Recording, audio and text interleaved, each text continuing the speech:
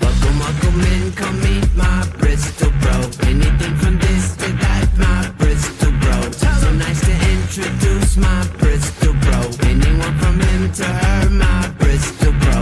Work with these hands, you see this hard form. Say with your chest, my pen is hardcore.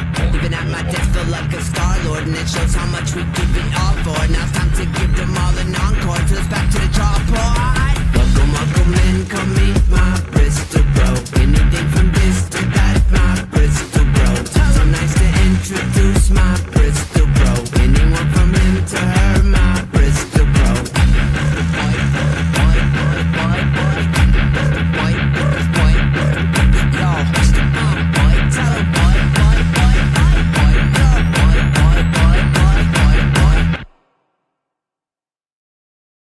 Yeah, boy. Every time. It's so annoying. Dan was rocking out. Dan loves it. I can see him backstage. He's doing this. He says it's great. Some people enjoy tires it. of it. Yeah, I think all of our guests that we've asked about it said they enjoyed it. Maybe except for one.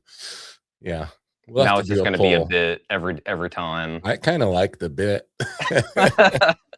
How you doing, Sam?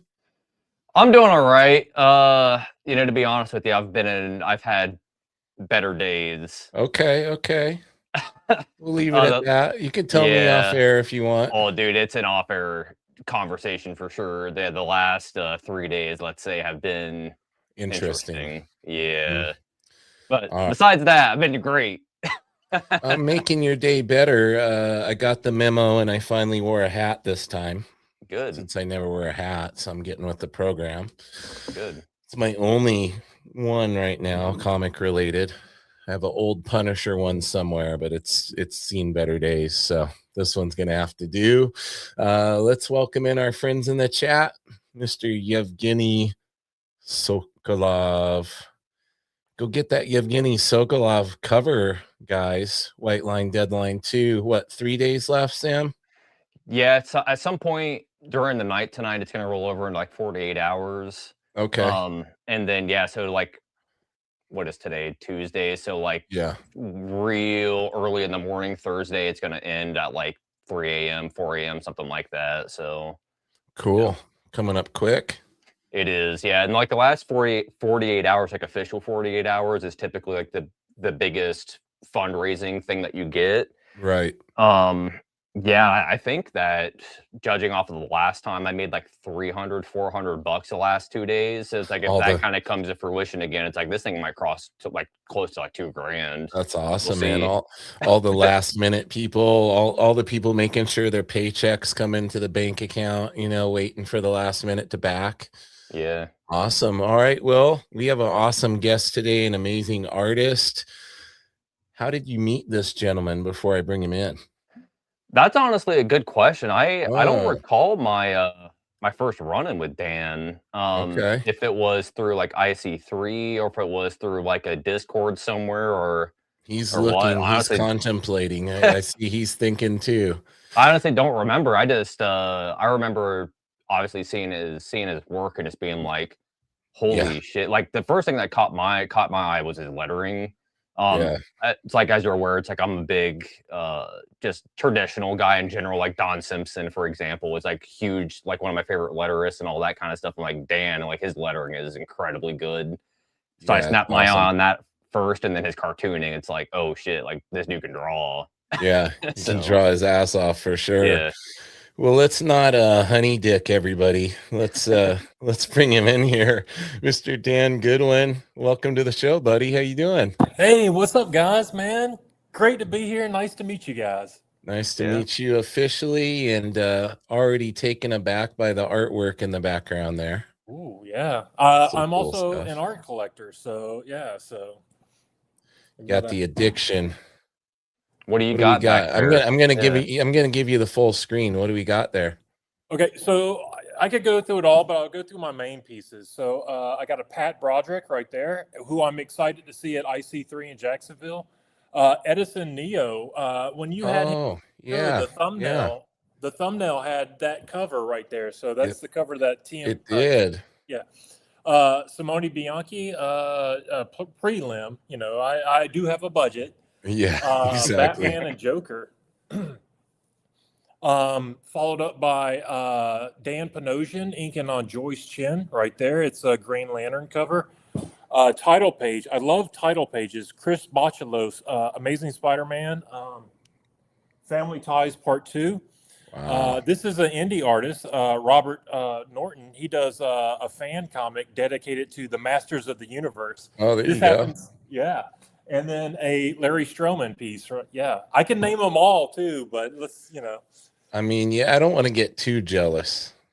Oh, I do have to point this out. Can you see this one on my desk Yep, here? yep. That is a Vaughn Baudet right there. Oh, you're making Sam jealous with that one. Dude, Sam, I'm lucky to have that because I would be jealous too, man. That Vaughn is awesome. Yeah, that one's amazing. All of it's amazing though. A Bocello and a Bianchi piece in your collection, that's surreal. Yeah. I got Joe Mad too, man. Dude, look at you. Get off the big screen. I'm jealous. But my collecting this guy off, Sam. So. He's got too much stuff I don't have. Let's kick him off. We can do some that page that's behind you though, that says like comics and commissions. You lettered that, right? Like that's one of your things for your table? Oh yeah. That's what I plan to have on my here, It looks like R. Crumb lettering almost. Like, look at this shit. Wow, that's really cool. So I'm testing out this stand and all that, but it's going. Sorry about the glare, but no, you're good. But yeah, that's what I wanted to have on my table to let people know what's up. Yeah, you're a fellow tall boy. Yevgeny's saying you're almost as tall as him, or I think he's got me by 1 inch. Yeah, so you're 6'9" and he's 6'10". Oh, 2 inches, and I'm 6'8". Okay. Yeah, you bastards are taller than me. So I wanted to start this thing with first of all, I love the theme song, so I know you guys. Oh, okay. So we're taking votes on it, Dan. Yeah, and Yev I met at OAX, and a big shout out to him, man. He was drawing. Everybody else is having fun, and he's sitting there drawing. The whole time. Inspirational. And he says Dan is great. I met him at OAX, about the same height as me. Yep. Very cool. And then Sam, what was I going to say to you? It slipped my mind. Oh, where we met? I think we met on the Ink Pulp live shows. I think. Oh, cool. But I'm a little bit confused too. Yeah, I mean that would make sense. Yeah. So. Yeah. Yeah, there's a Sean Crystal right there that he did on Ink Pulp. Turtle, Leonardo. Oh yeah. Beautiful stuff. Well, when we bring a guest on here, I tend to try to let Sam, get a word in edgewise with me, so I don't talk your ear off, because I'm a big fan of your art and everything, and I know Sam is too. So, Sam, you kick it off, and then I'll sprinkle some questions in here and there. Sure. Yeah. Well, I guess before the stream had started up, we're kind of spitballing. Last night, Dan and I were in a meeting with Cassera and the IC3 folks, and I had discovered that Dan has been making comics pretty much longer than I've been alive. Wow. So I was like, where are these comics at? Let me see them, put them out, because he's got hard drives full. So I'm like, put these things out. So Dan, when are we going to be seeing these comics? Yeah. So well, when I grew up, my dad collected comics, so there was always comics around the house, and because he collected them, I wasn't really that into them. But then, I will give you a little backstory. I used to live in Columbus, Georgia, which was right against Fort Benning. I think the name has changed now, but I could jump my neighbor's fence and be on the base. So there was military all around me. And that's when, and then the G.I. Joe cartoon was on the air. And at the end of the G.I. Joe cartoons, they would show, by issue 49 or whatever, And so my dad collected comics, but when I started collecting, I went for G.I. Joe because I thought I was going in the military, And, it started with G.I. Joe, and then when I got in high school, I started drawing my D&D characters and stories. You know, me and my friends would play D&D, and I would draw that. And then, you know, in high school, I did this book for Pocket Change Comics. They were most famous, I think, for this Corporal Punishment book. But yeah, I did the Holy Knight issue 1. Now they rebooted it after this with an incredible artist. But yeah, so this was my trying to be Rob Layfield phase. Yeah, I can see that. There you go. Yeah. And yeah, man. So I did this in high school, sitting at my, you know, dining room table when I should have been doing homework, you know, and then a couple years later, I don't have any of the published books from that, but I do have some anthologies I put together with other artists. And yeah. So I think everybody talks about digital webbing, you know, meeting up on. I think I was on there. Yeah. I was on the Yahoo group's Indie Cred All Stars. Oh, okay. Yeah, I don't know if you ever heard of. I remember hearing. I wasn't on there, but I remember hearing about it. Oh, cool. Yeah. Yeah. So these were a bunch of guys, and we did an anthology, and like, so here is like my, you know, mid '90s kind of style. Yeah, I definitely can tell that's you, though. Can you? That's awesome. Yeah. And then we did another one, and the great thing about this is this was back, you know, before digital. You know, someone I forget who started it, but they actually like roughed in all the characters, and then we mailed it to each other to draw in our own character. Very cool. On the same board. That's crazy, right? And yeah, so got a story in there. This was my main story. I got 5 issues of that, but like I said, they never saw print. And that's where I got my, well, I will say that's when I stopped, because I stopped, it was about 2000, stopped, COVID hit, and I started again with my new stuff. So that's the origin there. So you had a pretty substantial break then. Yeah, 20 plus years. Yeah, wow, focused on my career. I'm a software engineer. Love that too, man. I love writing software. So tickles that same creative part of the brain in one aspect, doesn't it? It's almost like, yeah, it's like logical thinking, creative thinking, you know, and it's a good balance, I think. For sure. Nathan Campos says everyone has a Liefeld era. It's a rite of passage. Liefeld's still in his Liefeld era. He never left. Yeah, dude. If anything, it's like if you look at those Youngblood books that dude's putting out right now, it's like he is just drawing like probably the best drawing he's ever done, which is pretty impressive, actually. Yeah, and he's got some really good inkers and colorists on his stuff now. Like makes a huge difference. Like especially the manga editions he's been doing. Like his work is suited for the manga styling for sure. Yeah. So yeah, I dropped out of like mainstream comics around, you know, like maybe 2 or 3 years into Image starting, you know, and then so I'm not recent on the stuff they're doing now. I'm more into indie comics now. So that's what I was going to ask you. If I see it, I'll love it, you know. Given the influences, I assume that you were in on all the Image stuff back in the day. Probably fan of all the you know, McFarlane's and Jim Lee's and all those guys. Yeah, like I said, it started with G.I. Joe. It went to the Punisher because I started maturing a little bit, you know, and then it went to the X-Men. And then when Image formed right after that, I followed the Image guys for, like I said, 2 or 3 years. When I look at your work, when Joe Mad started drawing X-Men, though, I did have to jump back in for that. Oh, there you go. Hell yeah. When I look at your work, I see 2 primary people. Obviously, we already nailed Von Baudet down because you got that piece behind you. When I look at your stuff, there's like a lot of like mushrooms and ferns and all that sort of stuff. You know what I mean? And then I see a lot of like Dave Sim, Cerberus.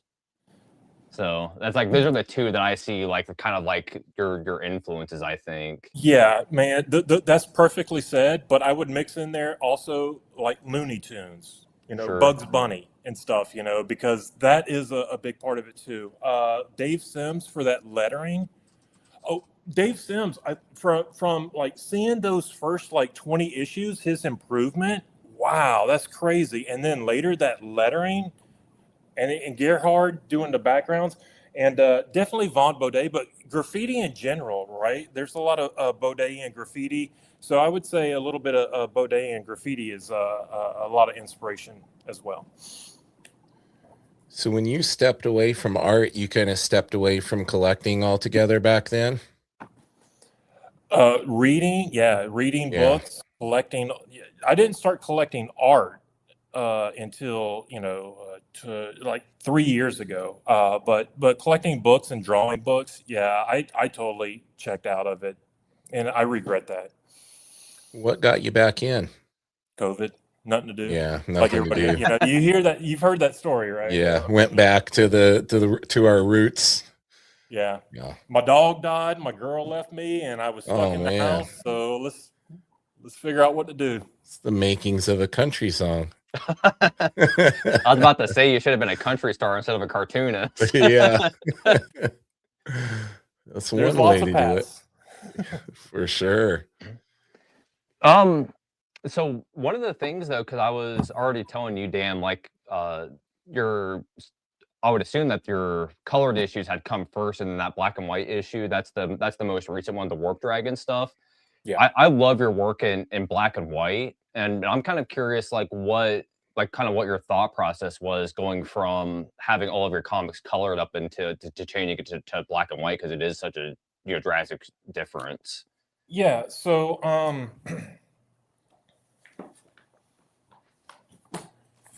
So I think I also sent you these two. The Destroyers Part 1 and 2 of 6. I still got to finish this.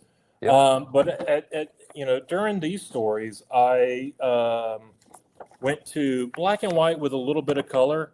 Mm-hmm. But this was all digital. And the reason I went from all color to this was my books weren't selling. So I was hesitant to keep paying a colorist. I love my Giovanna Plata is my colorist. Love her to death, does great work, but if I'm not selling books, I can't afford that, right? So that's that, but they were still digital. And then the Warp Dragons, my 10th book. So all the first 9 books were all digital, and my 10th book, the one that you were talking about.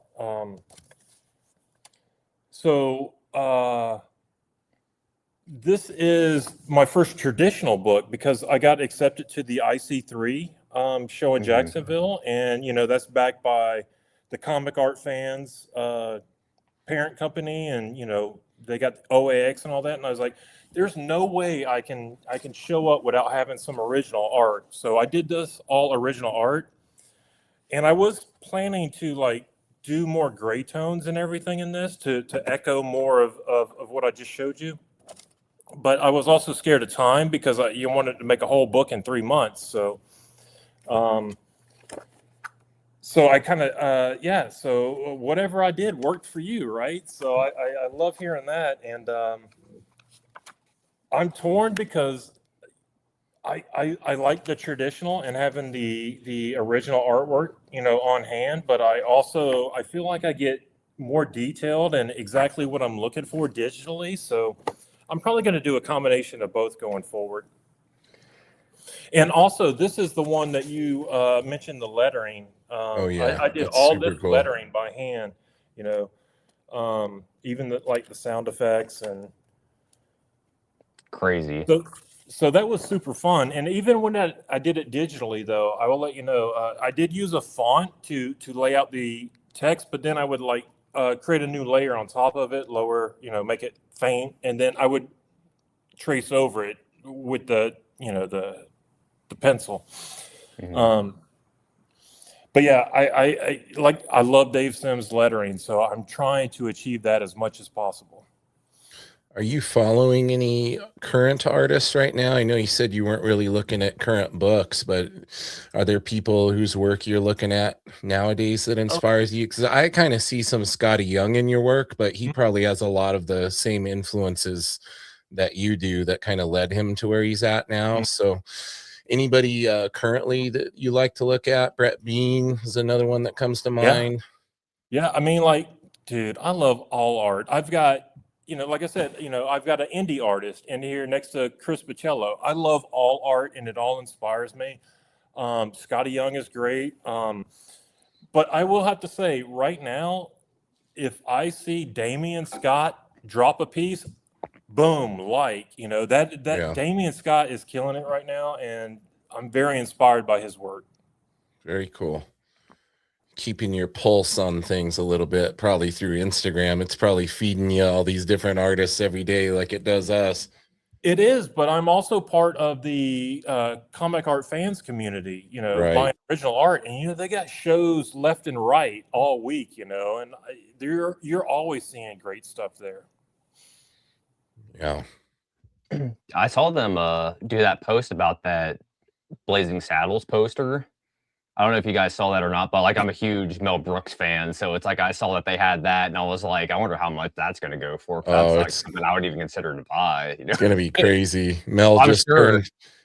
turned 100. He's got the new Spaceballs movie coming out. Yeah, Mhm. that's gonna be some big baller is gonna come in there and snag that for sure. Yeah. Felix is probably gonna snag it up. But no, dude, I was gonna say like I honestly think that you should continue to do it traditionally. Mainly for the reason it's like one, you're gonna have things to sell, dude, because like just looking at your art, people are gonna buy your pages straight up. Yeah. So I would continue to do that. And the thing is, it's like if you're busted for time, um, continue to work traditional because you even said it yourself. It's like you're not doing as much rendering on traditional than you are digital. You're gonna get more comics done that way. You're gonna get more pages done that way, and that just equals more money in the long run. So Yeah, I mean that's a great point, and I agree with it. But I'm as a software engineer, it's like I get You're that drawn to it. precision of digital, But Yeah. yeah, I get it. I get it. It's interesting to me that you said that people weren't really drawn to the color books. The colored versions weren't selling as well as the black and white. Is that what you were saying? Oh no, well, I have yet to be able to tell how these do because Oh, okay, there we go. these are dropping exclusively at IC3 in Jacksonville, right? And this is black and white original art, and this is all digital but colored. So you're gonna be able to So, compare. wait, I don't. There's a page I might not want to turn to in here, So, No spoilers, right? oh, I don't care about that, man. So we'll see. But so those haven't released yet, and this is the last black and white issue that I did versus my color issues, and this sold less than my color issues. So Okay. that's not necessarily true. Right. I think it's just when I hit up people, you got to hit up people at the right time. Maybe I did it, when everybody's busy. You got to find that right release window. Yeah. I don't know. I find sometimes like when I put books out, like they have it's very similar to like YouTube videos. To be honest with you, there's like no rhyme or reason to like when you put things out or if they're gonna catch on or not. I just don't worry about it, and I just kind of release it and just let happen what happens. Yeah. It's like, for example, it's like I did Anthology #1 and I put it out and like it was hot for like 2 weeks and then it died. And then Anthology 2, when that came out, it had like a long run. And it's like, I had to put this thing into a third print run now because of the Kickstarter. So it's like, and that was a book that came out a year ago. You know what I mean? So it's like, just because something's sitting there doesn't necessarily mean that it's bad. It's just like, just wait for it and it'll catch on eventually and you'll sell Yeah. it. So yeah. Yeah, Yeah. it's weird like that. It's you'll drive yourself crazy trying to figure out why one hit and the other didn't. Yeah. You can't worry about it, man. It's like, I don't know. That's one of the things with art. It's like you can't worry about what people are going to think about it because it's ultimately it's like your personal insight. So it's like just put it out and what people make of it, whatever, Yeah. So, I will add this to the mix though. I've never tabled anywhere before, so it's just my Instagram account saying, "Hey, I got a new book out." So IC3 in Jacksonville will be my first time tabling, so I'm very interested in seeing how that goes. Maybe that'll have a little bump, maybe get more people interested. I'm I'm sure I'm going to sell more than I've done online, which is very low. So we'll see. Oh no, yeah, it's all good. I mean, I can tell you from experience, like doing smaller shows like that are indie centric. I do the best at those shows because people going to those shows they know like these are indie people and like they're coming in and they're well aware of who's going to be in there. So it's not like you have to fight over, I don't know, Scotty Young or whatever to get somebody's money. It's like Yeah. everybody is all at the same level. So it's just a matter of just talking to somebody, striking a conversation. Usually they buy books from you. So Cool. Yeah, and you're a big imposing guy, so like slouch down a little bit.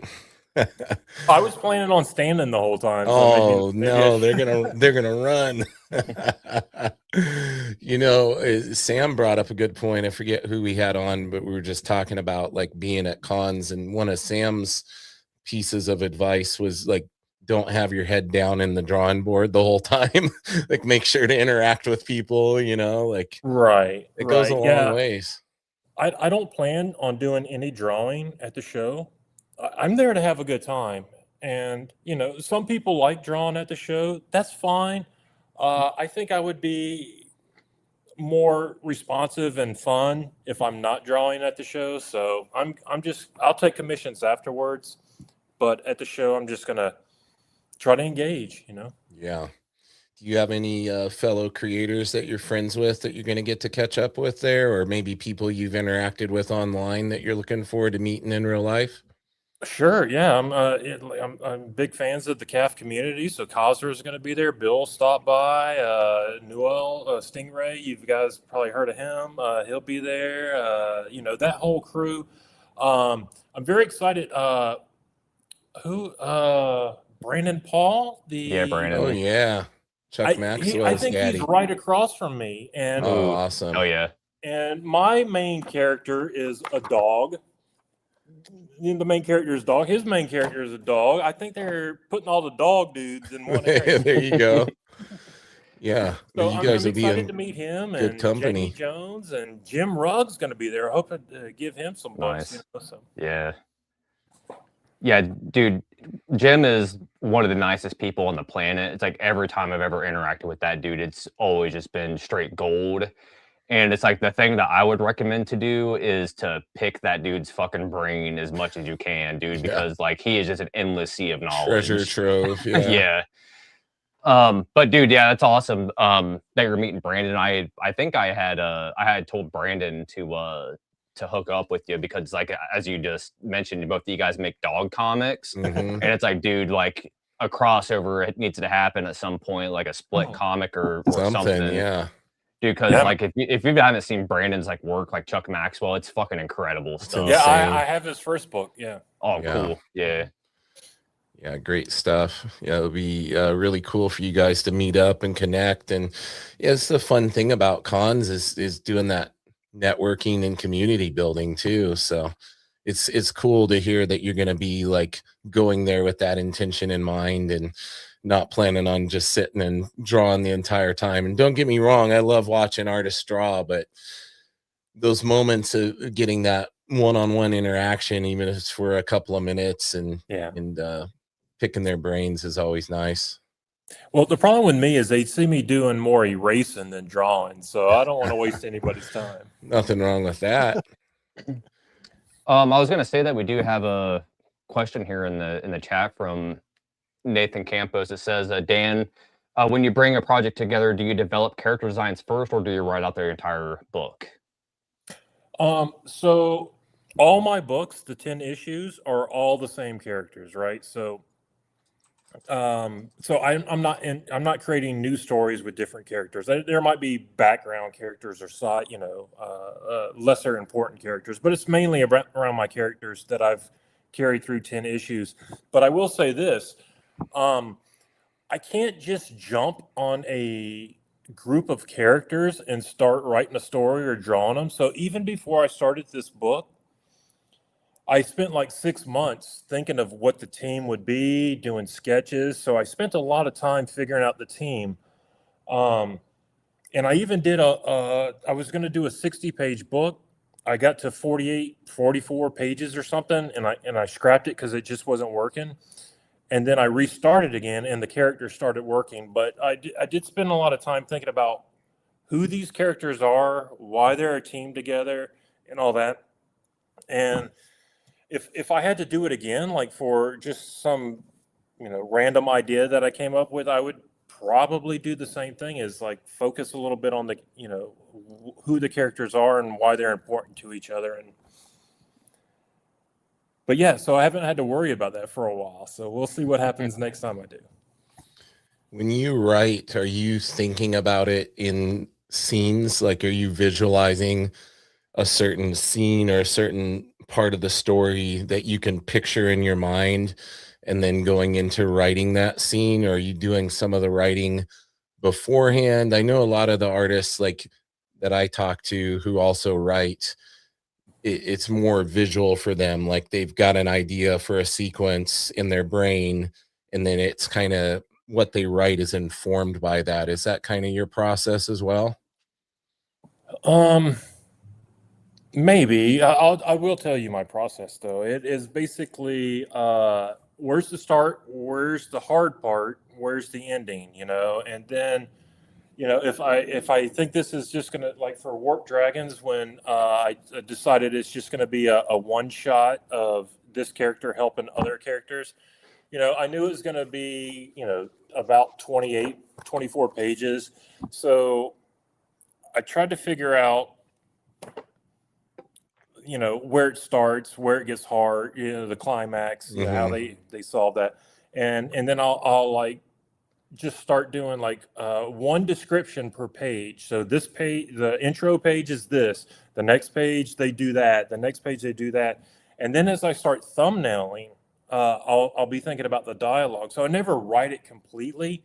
The writing is always changed up until the last inks and letters, but I do try to outline it. Yeah, you're doing more like a summary of what you want to happen on each page, and then probably make edits from there as you're going through it. Pretty much, yeah. I mean, like I would say, like 70% of it is easy and goes through, but then I'll hit like that 30%, like, oh crap, I changed this. So how do I connect it to this 2 pages later when it should have done this, but now it's doing this. But that's always fun, man. That's what's good about making comics, man. That's what I like about making comics. So yeah. One of the things I did want to ask was where are you getting your books printed at? Because like the quality on those things is incredible. Oh, well, Comic Wellspring. Okay, cool. Oh, I've been interested to hear from somebody that uses them, because a lot of the people that I've talked to, they're using Mix'em, and I've always wondered about Comics Wellspring. I've heard good things about them. So were you pretty happy with how they turned out? Sounds like they're nice. I'm always happy with the quality. Okay. And no diss to them. I know they're working on it and trying to improve it, but the way to set it up, to order it and set it up and give them the files. That's the only negative somebody was telling me. Yeah. I felt it was easier before, and they're working on it. Look, I'm a software engineer. I understand. But it needs to be streamlined a little bit more. Right. But also at the same time, their customer service has never let me down. Anytime I've run into a problem, they fixed it right away. Well, that's great to hear. Yeah, it sounds like there's some little kinks they're working out, but it sounds like they're receptive to working on improving it based on the feedback. So that's good, because I know they're newer to the game. So that's great to hear. I've done 10 issues with them, and I don't plan to change. Nice.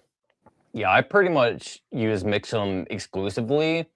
The last 2 things that I've got printed from them had been questionable. Like it's just weird things, like they stopped bundling books when you buy them. So it's like you open up your box and the books are just loose in there. Oh, that's a big no. Yeah, like I don't know, like 10 of my books or so out of like the last 100 some I printed, they were just jacked. Yeah. How many do you print at once though? Like how many's in a box like that? Yeah, they put 100 in a big box, and I usually order like 130 to like 140 every print run. But yeah, like the last 2 times I've ordered from them, they were literally just loose in the box. And being at Heroes, I was talking to other people, and we were all talking shop, and Connor Herbison had told me that he's been using Tiger Print, and that's who Mateo and Sean and all of them use at Ink Pulp. Okay. But they have a 500 minimum, so it's like you have to drop some money to actually get it. But it's like 17 cents per book. That's how cheap they're able to do it because they print in China. Yeah. But the thing with Mix'em though that I heard is that they sold out like 4 months ago. So they don't have like a parent because they had a printing press in Colorado, then they had one in Chicago, and then they had one over like in England, I think, in Germany as well. Now, since were bought out by a parent company, they're outsourcing the printing to all these different places. So like the quality is all over the place. Yeah. No consistency. Yeah, that's the issue. So I'm kind of up in the air if I'm going to continue to use them or not. So I only print 100 issues at a time, and they always come like in blocks of 20, nicely bubble wrapped and packaged. I can't complain, but I will say I do want to try to find, speaking of printing in China, I do want to find like some newsprint. I'd love to try to print on newsprint, see how that comes out. You can buy. So if you do the printing yourself, or if you take it to like a local place that does printing, you can buy like newsprint from like Office Max. They sell newsprint on their website, for example. But I would try to talk to Eli over at Cosmic Lion to see where he gets his book published, because I'm not too sure. Because I was going to ask him that, because Raymar gets all of his Ghostman comics. They're published on newsprint. And I'm like, where is he getting this done at? I need to know. Yeah, I did ask Eli that, and if I'm remembering correctly, I think it was again that minimum order. I think it was like too high for me. So Right. Yeah, I because the Tiger Print lady was going around the con at Heroes Con, and just kind of like trying to get people to be aware, just buy books and everything like that. $2,000 basically is what you'd be looking at to get a print run at that size, and it's like, I ain't doing that. Yeah, I mean, I do 100 in color at Comics Wellspring, and I think it's a little over 400. So it's not that's bad more at in my all. budget. Yeah, because like once you start getting into like the 500 minimums, you're talking freight, and then that's coming across the ocean. So it's like that's where a vast majority of the cost comes from. Yeah, and the risk of getting hung up in customs and everything else. Yeah. Or getting destroyed during customs inspections. I remember the gi company. I'm a jiu-jitsu guy. So the jiu-jitsu uniform company that I'm sponsored by, one time they had told me how much money they lose on just stuff getting destroyed by customs, because they would just take a box cutter and cut the side of the package open, and there'd be geese like sliced in half and stuff. Oh no. They said every order had at least 100 geese that they had to basically write off because they were destroyed by customs. No bueno. Classic. Yeah. When you need to put some kind of steel inserts. Yeah, right. Figure that out. Yeah. So since go ahead. I was going to say, I got some original artwork to show whenever you guys want to look at it. So just let me know. I'm itching to look at it. Yeah, I mean, you can show it. You can show it off whenever, man. It doesn't make a difference to me. Yeah. Were you about to ask a question, Sam? I was going to, but I lost it. It's all good. Oh, you got a few things to show too, don't you, Sam? Yeah, I mean, if we want to flip through some of his books real quick, I mean, we absolutely could. We got about 20 minutes left, so we got a little bit of time to play with. Well, why don't we have you show some of that original art, Dan, and then we'll give it over to Sam and have the in-person director's commentary while he flips through some of your books. Yeah, so I'm going to give you the big screen though, Dan, so you can show off some of these originals, man. Yeah, so I've recently been trying to get into sketch cards, So I've been I'm a collector, so I collect a lot of sketch cards, and I've been trying to draw a lot of sketch cards. So I just wanted to show off a couple of these because they will be available. Some of them Oh, there already. you go. You're speaking my language right there. There you go. Some And Transformers the action. tape is named Soundwave Superior Mix. So. But yeah, so just showing off some sketch cards, right? And those are really cool. Also, because I want to have some original art to sell at the show, I've been trying to do some 9x12s. You know, there's a Nightcrawler, and then that, I don't know if I can sell this, man. Is that Copic or yeah, Microns and Copic. So nice. That's beautiful. That Ghost Rider turned out amazing, dude. Yeah, thank you, man. So I've been and the Nightcrawler. Yeah, I've got a couple more of those. I'm also here's the original art for Warp Dragons, so you can, see the actual. This is the cover, so the title's on there. Are you selling that? I am, yeah. How much you selling it for? I'm not sure yet. Well, I need to know. He's gonna message him offline. I've got double page spreads. That's beautiful. I love the sound of the Bristol board. Oh, rippling. Yeah, I love it. Music to my ears. We'll show one more of this. Nathan says, excellent work. Oh, thank you, man. Yeah, that's beautiful. So I'll have that complete issue, and then you'll have it complete unless Sam gets a hold of you beforehand. Sam, so first, I know how Sam's brain works. I've got to give you a heads up, Sam, man. I collect art. I'm my biggest fan. I'm going to price it high. So, because I don't want, first of all, I don't want to sell it, but I don't want to break the golden rule. Don't get high on your own supply. You're gonna break his heart, Dan.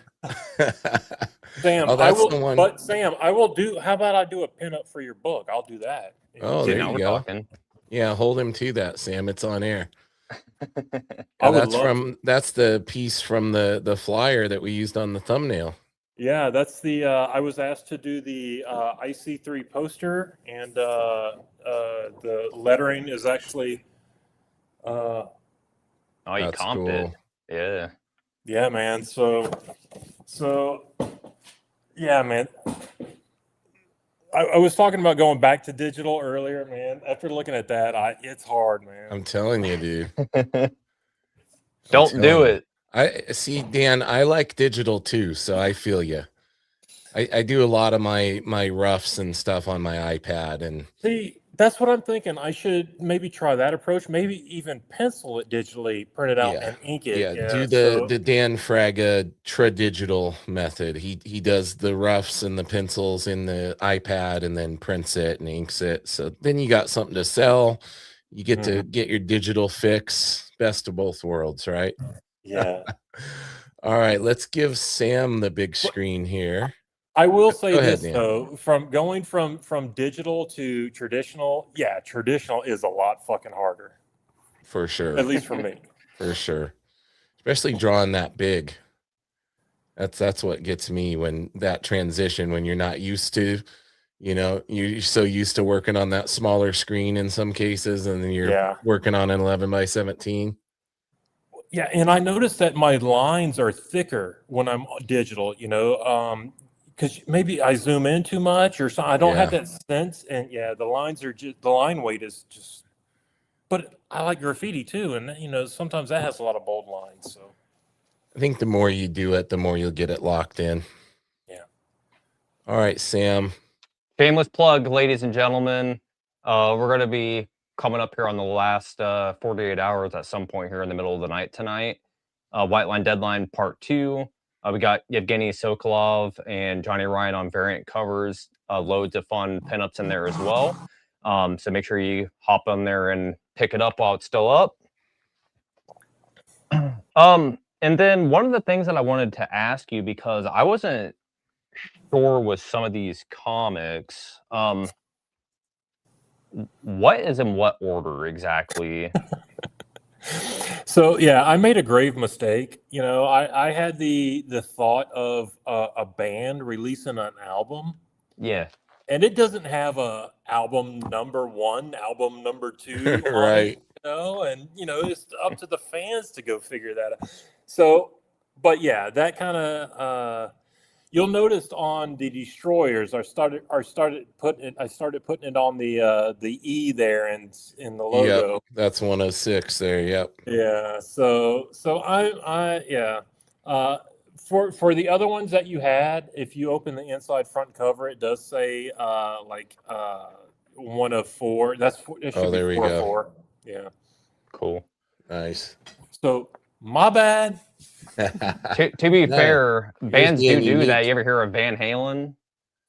Van Halen 1, Van Halen 2, Van Halen 3? Is that their actual album names? Yeah. Is it? Okay. Is there any other band that does that? Not to my knowledge. I don't think Wu-Tang that just Van didn't do Halen. That's the only one I got. So when did you knock this issue out? That one right there? Yeah. That was probably the end of 24. I don't know. Okay. Yeah, because dude, it's just batshit. It's nuts. Yeah, it was sometime. I think early 24, maybe. Yeah.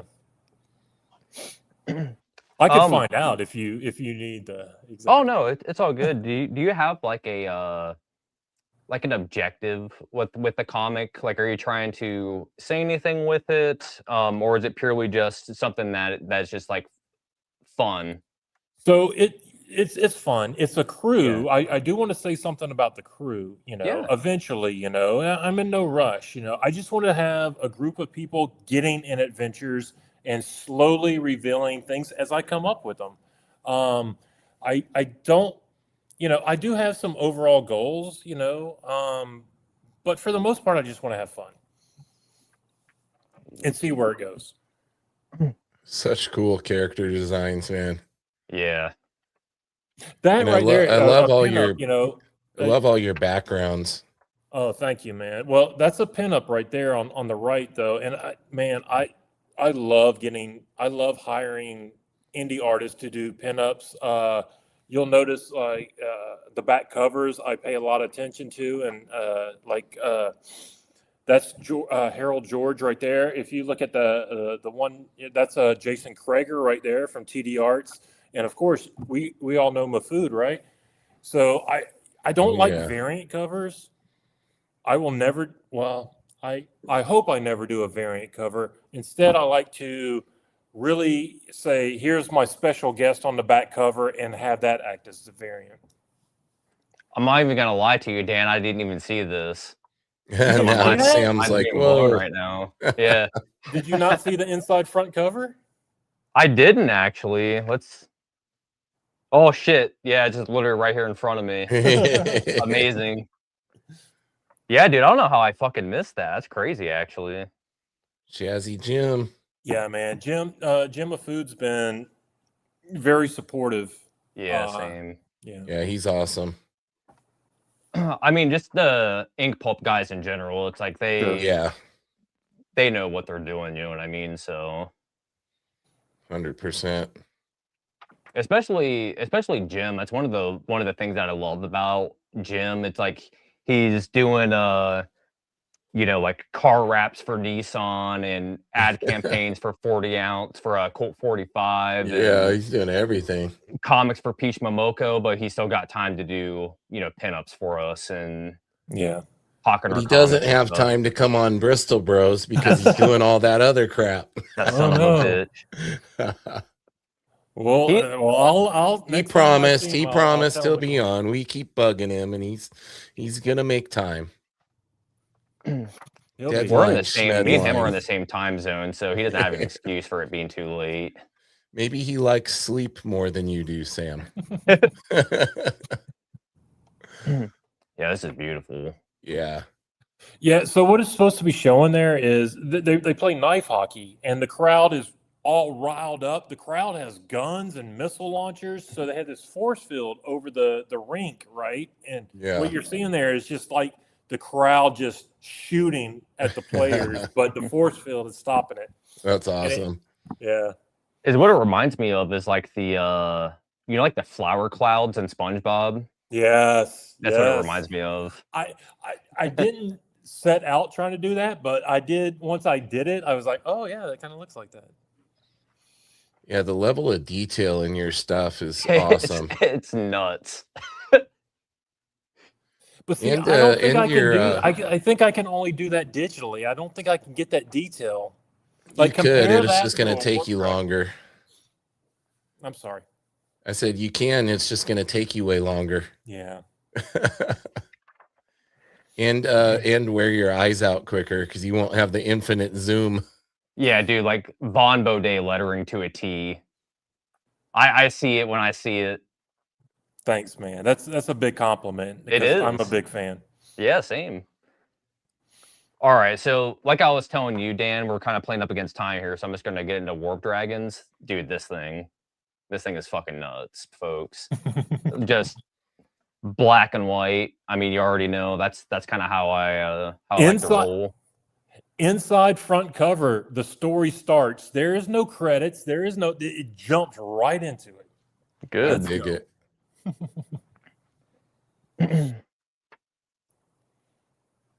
We got Guy Dorian Sr. in here. He says, "Nice art." Oh, thanks. Thank you. What is the I guess like your inspiration with like your speech bubble design? Dave like, where Sims. did that come from? Yeah, Dave Sim. Yeah. That lettering, man, I can't get it out of my head. But Von Baudet has great lettering too, of course. Yeah. But yeah, you know. Now these were all done traditional, right? That's all traditional. The lettering is traditional on the board. Yep. I ain't seeing a huge difference in the detail, buddy. Yeah, there isn't. A big There's still a lot of detail in there. It's like, look at this shit, dude. It's nuts. Dude, like this is crazy. Yeah. You like that kind of fisheye perspective a lot, don't you? The curved linear. A few of your pages got a little curved linear. If I pulled it off, it's by mistake. It looks good, man. Thank you. Yeah, it kind of I mean, you've already talked about it, but like that hip hop influence, that's what it reminds me of. Is kind of like a Beastie Boys video. You know what I mean? Yeah. There you like go. A fisheye lens. I see it. Yeah. Okay. Yeah. Jesus, dude, like the cartooning. Look at this. Yeah. Dan, my guy. Yeah, like you'll have zero problem selling pages, dude. I'm just being honest with you. Like you're gonna sell art because like this shit's incredible. I appreciate that. Don't get a full head. Unless he put it at that. Unless he put it at that, I don't really want to sell it price. You know, he said he doesn't necessarily want to get rid of it. Yeah, so he's gonna pull Ed Piscor and price his stuff out of people's pockets, and then when it finally gets to that level, people are gonna pay it. Yeah, that's what he did. You know? That's brilliant. Yeah. So Bill Cox, one of the guys of Comic Art Fans, has a bunch of artwork at his house for me, and he lives right up the road. So when I go pick that up, I'm going to ask him for his advice on what I should price this. And who would know better? That's a good plan. Yeah, Guy says dynamic compositions, and he said it's giving Toe Jam and Earl. Oh, energy. Yeah, Toe Jam and Earl. Hell yeah. Thank you, Guy. I appreciate that. So my one thing of, I guess, recommendation and things for pricing, and this comes directly from Jim Rugg, and that's how I base my pricing off of, is think about the amount of time, because that is the most important thing. If it took you 8 hours to do a page and it only took you 2 hours to do another page, price them accordingly. And then as well, the amount of material that's being used on that page. I use a shitload of screen tone, for example. So if it has a bunch of screen tone on the page, stuff ain't cheap. Yeah. So you have to price it, accordingly to make sure that you're at least getting your money back on the supplies, and then plus, on the actual art itself. So kind of put those two things into consideration.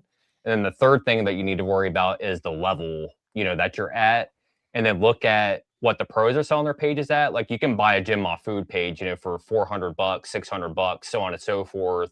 But you're not going to be buying a Todd McFarlane page at that price. Right. But you can buy one of my pages for $125 upwards to like $300 all the way up on the high end, just to kind of tell you kind of where I'm sitting at. Yeah. But I'm only drawing on 9x12s, so I'm on 11x17. So that's something also that you got to kind of consider. Yeah, that's a factor too. Yeah. So. Yeah, and I will also say another thing to consider is, does a character die? Is it a character introduction? Yeah, is it a key moment, right? Right. Yeah, you gotta think about those too. Do you have any aspirations of getting these picked up by a publisher, or do you want to just continue going the self-publishing route? I feel like that would be too much pressure for me. I enjoy my day job, software engineering. I enjoy you want to keep hobby. You want to just keep it fun for yourself. It's hard to say, I do want to keep it fun for myself. I don't want to have it be a pressure thing, but it would be fucking badass if it, because I could totally see this as an image book. Yeah, image like a cosmic line or something like that. I don't know. I'm of the mind, obviously, like self-published, man. It's like, dude, like look at this. Like this is incredible work. And if a publisher were to come in and take that, the way that I see it is that's just money that's coming out of your pocket. Like you don't fucking need a publisher, man. Yeah, I agree, especially nowadays.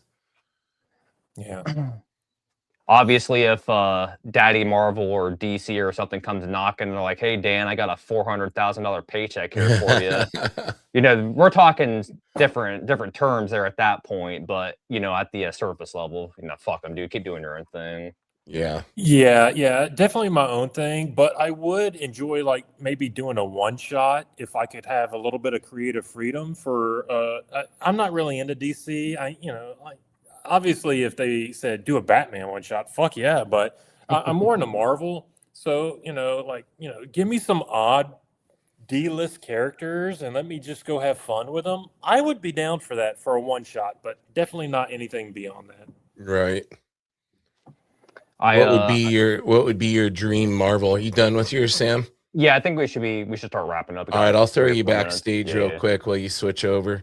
What would be your dream Marvel gig if they offered you the pick of whatever character you want to do? You said D-list, but is there an A-list character that really resonates with you? Well, I will tell you that I enjoy the Mojo verse very much. I know a lot of people don't, and I know it's a little dated nowadays, but do something with the Mojo verse, especially Spiral. Maybe Spiral teaming up with somebody else, that would be fun for me, I think. Your style is very suited for that too. That'd be something to see. Yeah, that'd be awesome, man.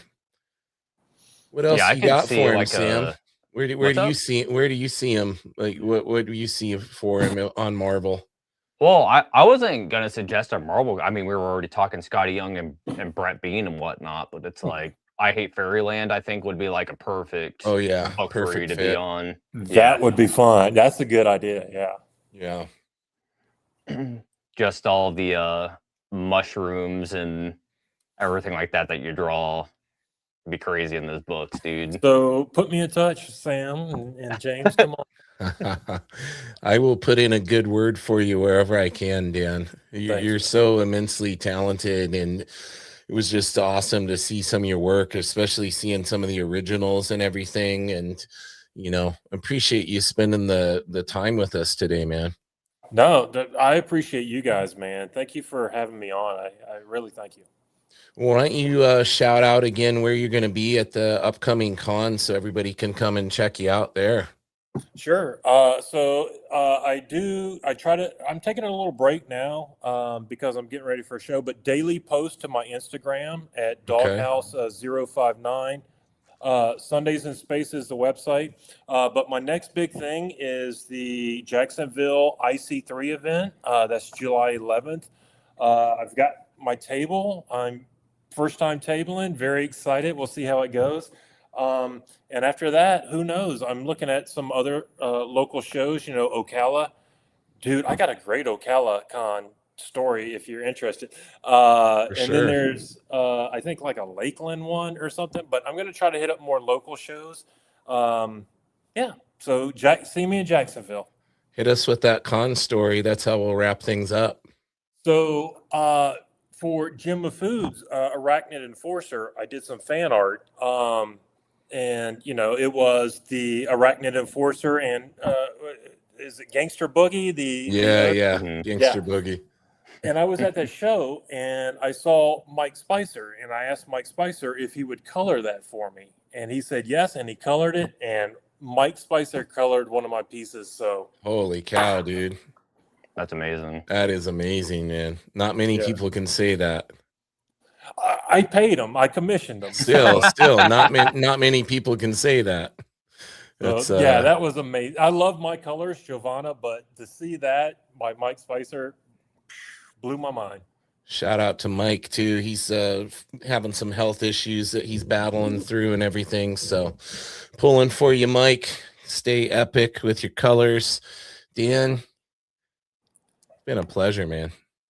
Thanks, guys. Appreciate it, man. Y'all take care. Keep rocking. Hopefully we can have you back on at some point. Maybe do a con recap of your experience down the road and see how many of those pages are left for Sam to pick through. We'll definitely do the next book. I'm thinking it's going to be a double size issue. So yeah, man, we'll do something there at least, or if not the other. Sounds good. Yeah, and I'd like to reach out to have you on Nerdy Musings as well sometime. We'll see. I'm scared of drawing, in front of you. No, just the normal pod, not the live stream. Oh, okay. Oh, cool. Yeah. Just you and me talking, man. Cool, man. Sounds Showing good. off, me drooling over more of your original art collection. And I didn't bring up my Tai Chi, so we can there you go. Tai Chi master over here. There you go. I wouldn't say that. Sam's a deadly weapon, so you got to be careful how we talk around Sam. Brown belt McMap. Don't mess. Marine. Yeah. For real though. You ever seen you ever seen Major Pain? That was based off of Sam. All right, guys. Listen, everybody who tuned in and hung out with us tonight, we appreciate y'all. Tune back in next week, Tuesdays, 7 p.m. Pacific, 9 p.m. Central. All right, guys. Take care. Thanks. Bye.